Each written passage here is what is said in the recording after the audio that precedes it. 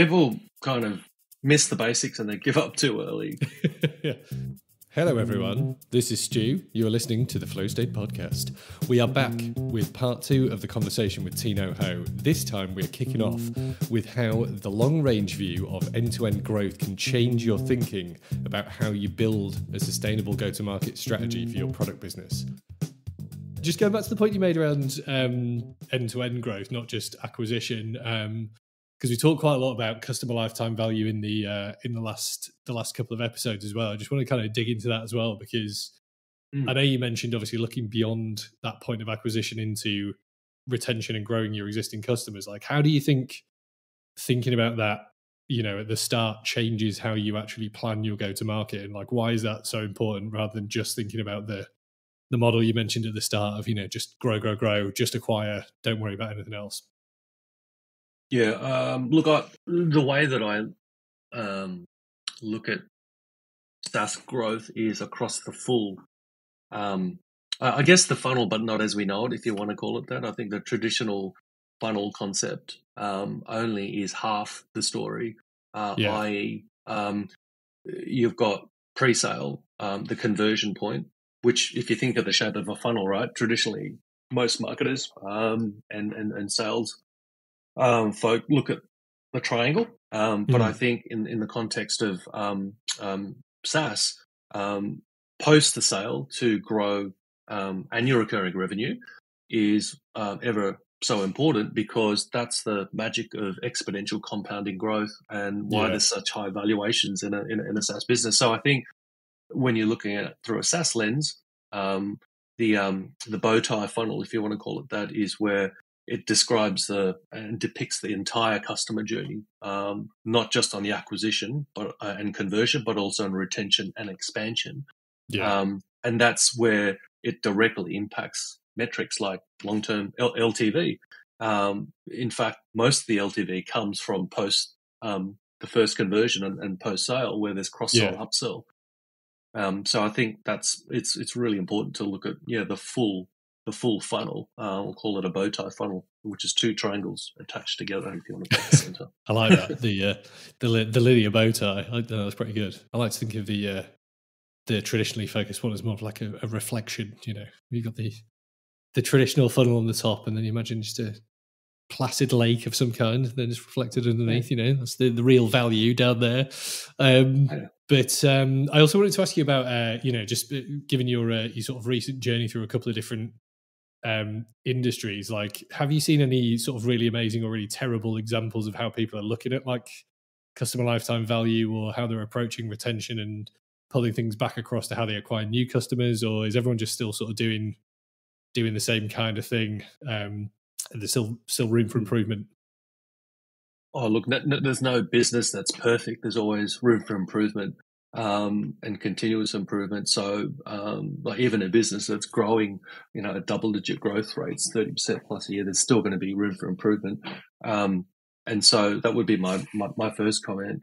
I think if we're kind of building on what we're saying around looking at LTV as a metric for growth, the metrics that sit behind that are different for which go-to-market operating model is being executed against. So going back to our earlier discussion, is it low touch, medium touch, or high touch? There's slightly different metrics that you look at that are important based on which operating model that you have, and also at what stage you're at. So, for instance, if you're still trying to get product market fit,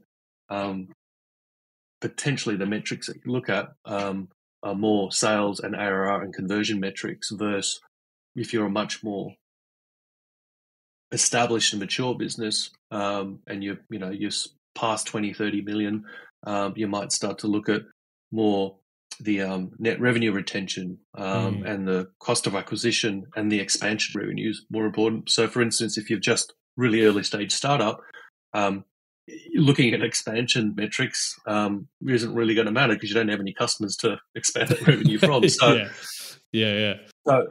So I think it really matters across those dimensions where it's at and what metrics have been looked at and that align with what's the area that's most critical to help move those numbers.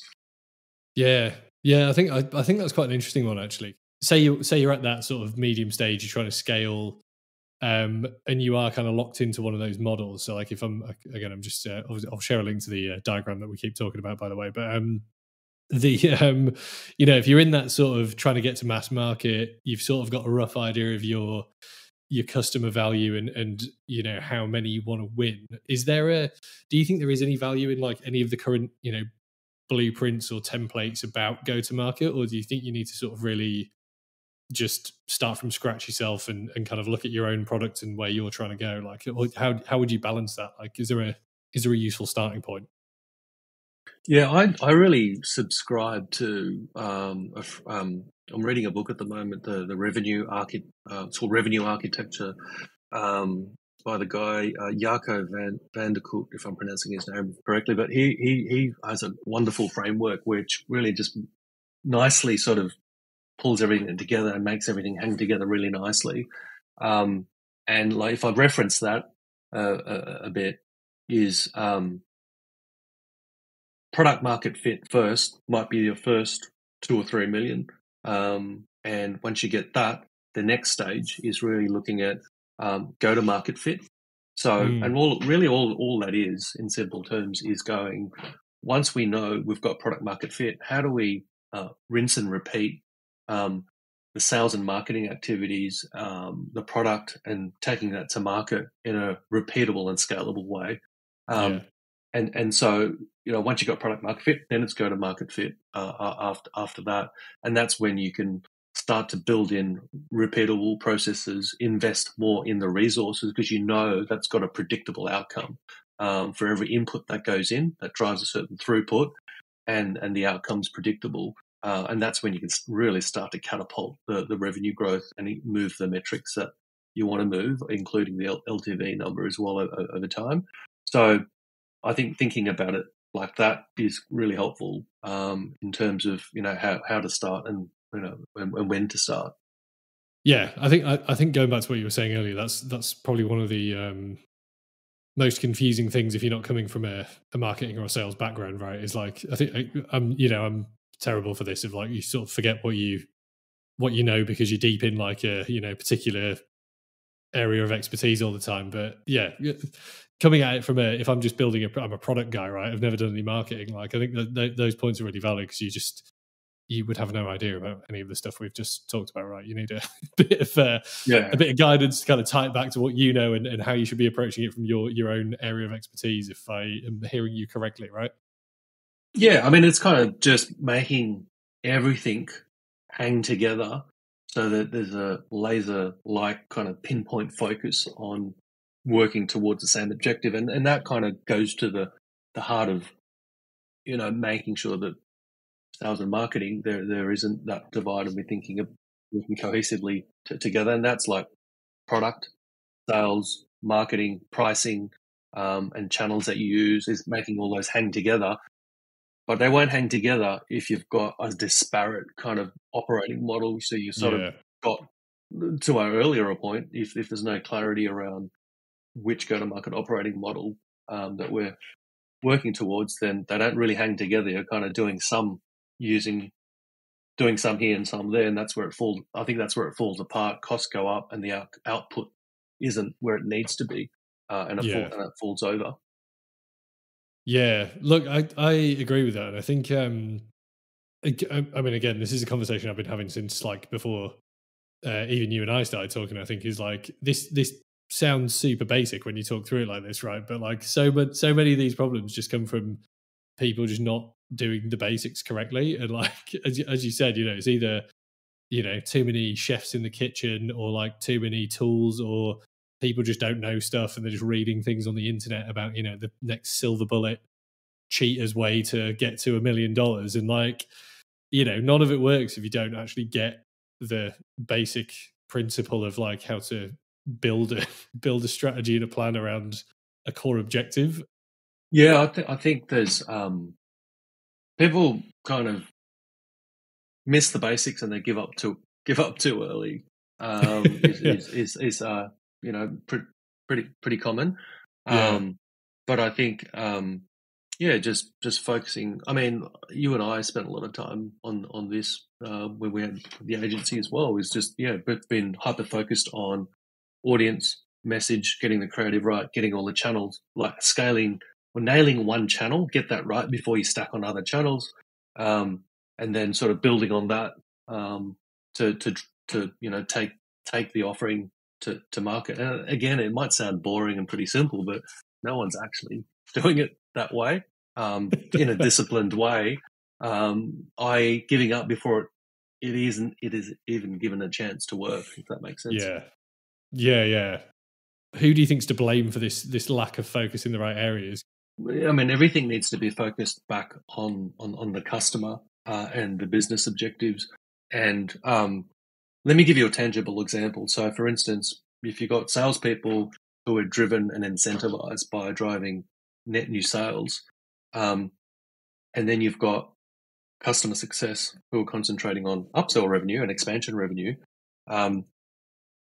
if you don't look at those cohesively together, it may not actually generate the right outcome. So, for instance, if you look at a land and expand strategy, which is a pretty common approach, i.e., you just win a net new customer, and over the medium to long term, the ACV on the initial sale might not be that high, but there's opportunity to upsell, and there's a bit of a path to purchase and a path to expansion over the life cycle of the customer. And so working together with that view and aligning sales, marketing, and customer success can deliver that outcome. Yeah, totally. And and do you think that focus helps you address that problem from the resourcing perspective as well? Because if you're growing, you're going to sort of need to start bringing more people in. Like you're hiring, even if you just stick with those three departments, right? You've got hiring marketing people, potentially hiring sales people, hiring product people. Like who owns the who should own or control the direction? Like, do you think is it one of those three departments, or is it someone else who should be sort of making sure that alignment stays there? Because that's often the problem, right? I don't think any one function really sort of directly controls that. Like I know the C-suite are kind of supposed to lead it, but I don't see that actually sort of turning into a unified direction a lot of the time. Yeah, I mean, I think if you're early stage, it's a pretty flat structure, I'd imagine, as a startup. There's not many people, so I think as long as everyone's on the same page. But then as you scale and grow, let's say, post 10, 20 million, 30 million ARR, then I'm a big believer in looking at the end-to-end customer journey as one, and making the decisions together as opposed to separately. So I think having marketing and sales function report into one decision maker, so that makes it kind of, you're making the decision together as opposed to separately is the better way to do it, and hence the rise of the CRO role, right, the Chief Revenue Officer role. And so I'm a big believer in that. I think that works for those reasons. Obviously, staying like super customer centric has been a pretty recurring theme. How do you think it's best when you are going through that scale journey to move from being able to talk to your customers like kind of one-to-one to, potentially, to your point around scaling, like you're starting to get into that more marketing approach, loads of people are coming in. Can just tools tell you everything you need, or do you need some sort of specific method or kind of process to actually extract and analyze customer feedback and then feed that back into the growth functions? Like, what's your thinking around that? Well, firstly, I think the customer feedback loop to constantly iterate improvements is crucial and should happen. It should be an ongoing journey for that. How you get that feedback and capture that, I think, can be done a number of different ways. I think largely if you're medium touch, high touch, or mid-market enterprise, you're speaking to the customer anyway. So your sales team who are on the front line, your customer success team on the front line are your input or your touch points for that. And, that, again, should be an ongoing sort of journey. If you're kind of much lower touch and there's no one-to-one interaction with your customer, i.e., let's say a self-serve, product-led offering that you've got, then you can still survey your customers and find other ways to get feedback from them and run forums or surveys or do some research that way. So, I mean, again, that's nothing groundbreaking or new, but I think it really depends on which end of that spectrum that you play in. Yeah, no, that makes sense. And I think because again, this is an area that I think often gets sort of not overlooked, but maybe just not sort of doesn't have the level of focus it should. Is going beyond the basics, like obviously getting like testimonials, case studies and stuff is super helpful and helps you to highlight what's working. But do you think that, or have you seen good examples of where that that feedback is being taken and sort of genuinely turned back into broader customer messaging and informing product roadmaps? Like, have you got any? Do you see anyone doing that super well, or do you think it's just more of the just more stuff that's getting generated and people are like, yeah, just chuck it in the CRM, someone will look at it later?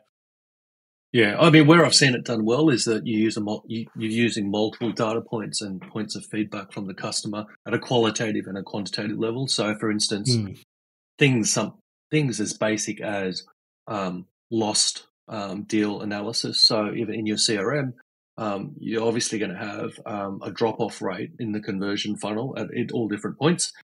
But if you're losing opportunities at whatever point that is, that there is some kind of reason code or capture of what the reason is that they're falling off. And that allows you to get a real data-driven, wide cross-section of your whole funnel of what's going on. And that might help you inform, okay, what do we need to drill down deeper on and have a one-to-one conversation with the customer on that you can't extract or tell from the lost deal analysis, if you want to call it that. Yeah. So I think that's where it's done well. You kind of use a mix of different qualitative and quantitative data points to get the full picture. Because I think the risk in only relying on one is it might skew or not give you perspective. Only speaking to one or two customers might not be representative of the underlying issue that is representative of the whole customer base or customer segment or whoever the audience is. So I think balancing the two, would help mitigate that risk.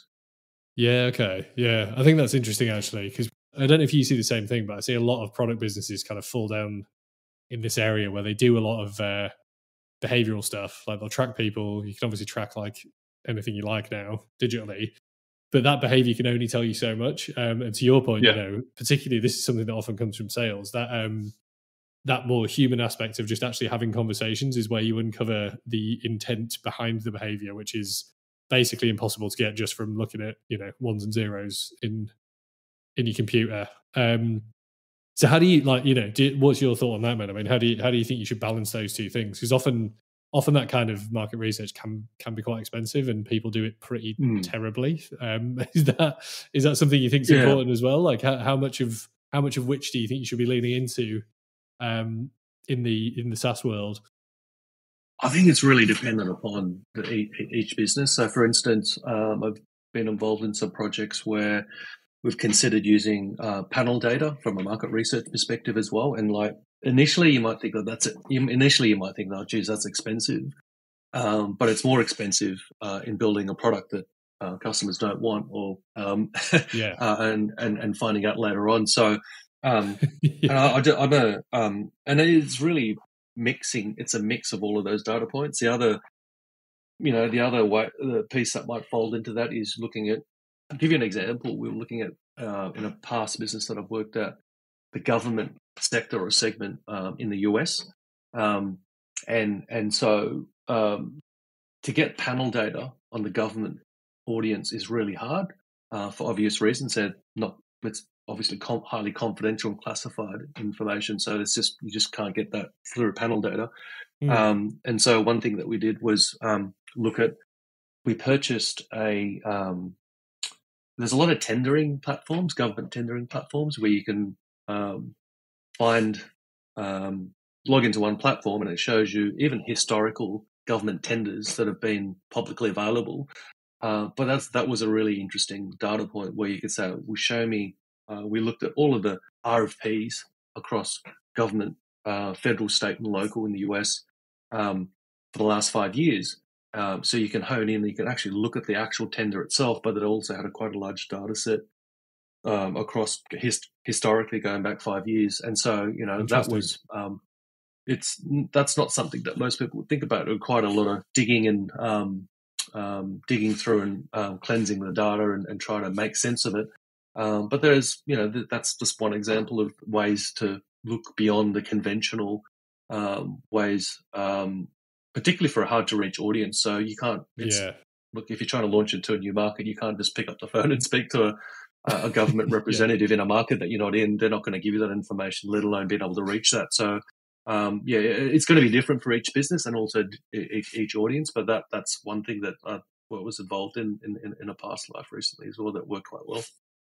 Yeah, I think that's a really cool example actually, because again, like I see, and you'd be the same. Like I think particularly in early stage startups, like obviously, like I forget the phrase now. It's like necessity is the mother of all invention or something, right? Where you're like, you don't have any money and you don't have any people, so you naturally are sniffing around for like, off the beaten path sources of information. But I think often that kind of thinking gets lost once you start to have a bit of a bigger budget and you can just kind of pay people to do stuff. But that point you made around going beyond what's immediately available or what everyone else is using, I think is really important. And maybe we should have said that at the start, but maybe it'll keep people listening till the end. But I think that if you're gonna take away one thing from this conversation, that's something that like I think works really well and can stand you in very good stead just to validate anything you're trying to do, right? Because there is a lot of information available, but a lot of it is pretty crap, or you can't really make any useful decisions with it. Yeah, I like, to be honest, I think what's really interesting is that finding disparate data points and then making sense of them together as a whole, as opposed to each one individually, because more often than not, you'll find that each data point on its own may not tell you a lot. But if you stand back and see if they stick together or not as a sum together, might tell you insights. So, for example, if you take the government data set or tender data set example, one of the ways we leverage that is to say, okay, well, we formed a view or a hypothesis based on that data set, and we thought, okay, how do we test that whether that's actually happening or not, or try and validate it through another data source? So what we did was we ran a whole bunch of paid ads across all of the US and 50 states, because if you're a startup and you're trying to break into a new market with constrained timelines and budgets, you obviously can't just go after the whole country in one hit. But how do you decide where to start? And one of the things that we did was run a paid pay-per-click campaign across all of the US states and looked at where there was the highest initial engagement or response.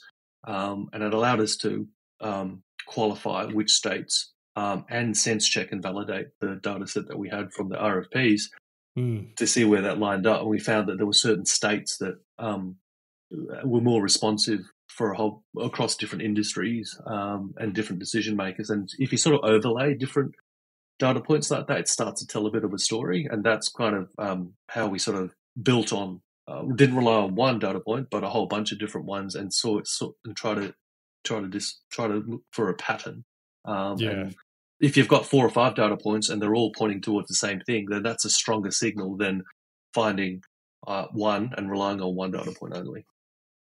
Yeah, look, I mean, again, I think that's another really good point. Not just taking what's what's kind of given to you or available, right, and just as you said, like just thinking about what you need to know.